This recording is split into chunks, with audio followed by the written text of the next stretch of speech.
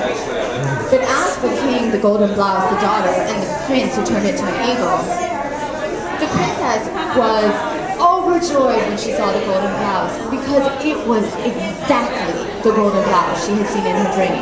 So she put it on. But what should happen? As soon as she put it on, the witch's curse kicked in.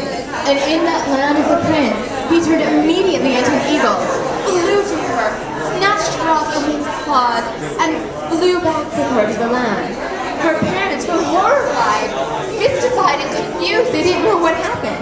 And at first, neither did she. She flew through the air, her heart pitter-pattering in terror. And then she was set on the ground, and the mysterious eagle disappeared. But what should happen next? But the door, for he had set her in a chamber, opened, and a young man entered, exactly the young man of her dreams. And he, of course, fell in love with her. He had no choice because of the golden blouse. And she fell in love with him because he was her sheriff who she had seen in her dream. She too had no choice. But fortunately, they were a well-suited couple, and they lived happily at first. They got married. The king and queen of the daughter were very overjoyed to learn that she was safe, sound, and in love. The parents of the prince were happy and overjoyed that he had found such a wonderful daughter to be their daughter-in-law.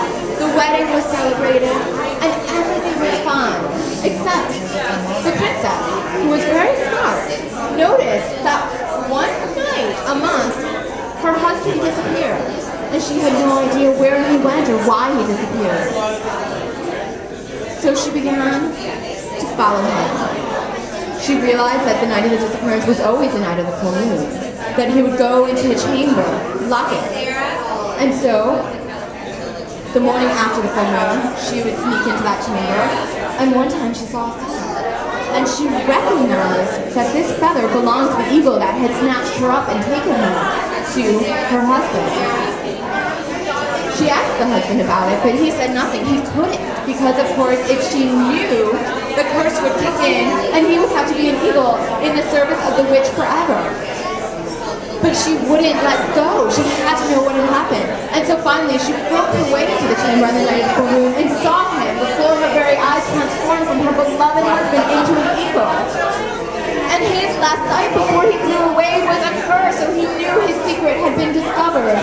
Well, in the morning when he returned, who was once more human, he was heartbroken and saddened. He told her everything, including the fact that now the curse meant the next time he transformed, he would stay an eagle forever. But the princess did not give up. We know where the witch lives. We have a month before the spell will take effect. Surely there's a way to undo the spell, for no magic can be cast without having a way of undoing it. We just have to find out the secret. But, my beloved, the witch will never tell. So the princess thought, I will go to her and I will trick her. You can't go, she knows what you look like. But she doesn't know me, she thinks you've married an old hag. She'll never suspect anything.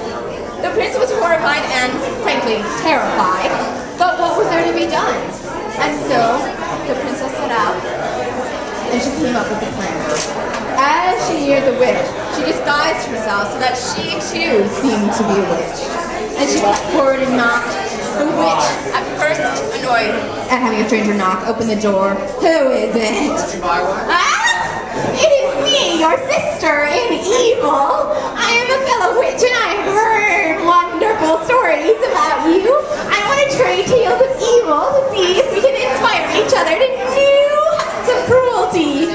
Well, now the witch was very happy. This is what she liked better than nothing else. So you say you are evil too? Said the disguised princess. Why, I am just now coming from turning 2 people into stones for looking at me funny. And then I threw the stones into the sea where they sink to the bottom. Can you top that for cruelty? Said the first witch. Why, you are just a spring chicken in the ways of cruelty. When I was a young thing, that was the type of trick I did. You see, I am so developed in my horrible ways that I have managed to capture a prince, the son of a king, and I'm able to torment him once a month, said the disguised princess. Royal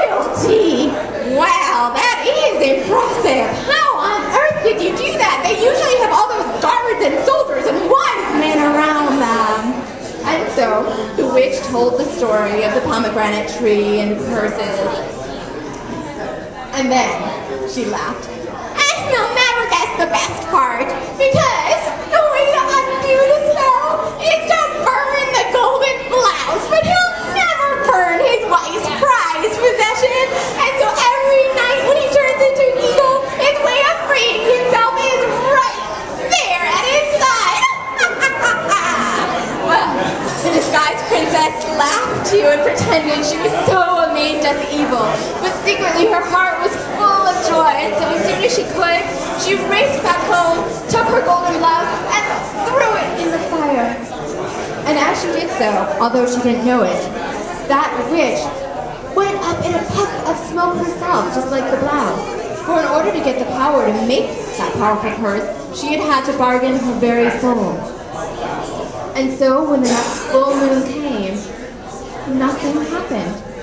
The prince stayed exactly as he was, her beloved, adored husband. And he loved his wife even more for knowing of her courage and her cleverness in freeing him. And soon it was that they learned of an even greater wonder. Because when that witch went up in a puff of smoke, the curse that was on the pomegranate tree also disappeared. So now those magical pomegranates were free and available. And any couple who was having trouble having a child could now go to the pomegranates and partake of their wonder and magic. And so it was that not just the prince and the princess lived happily ever after, but so too did everyone else in that kingdom.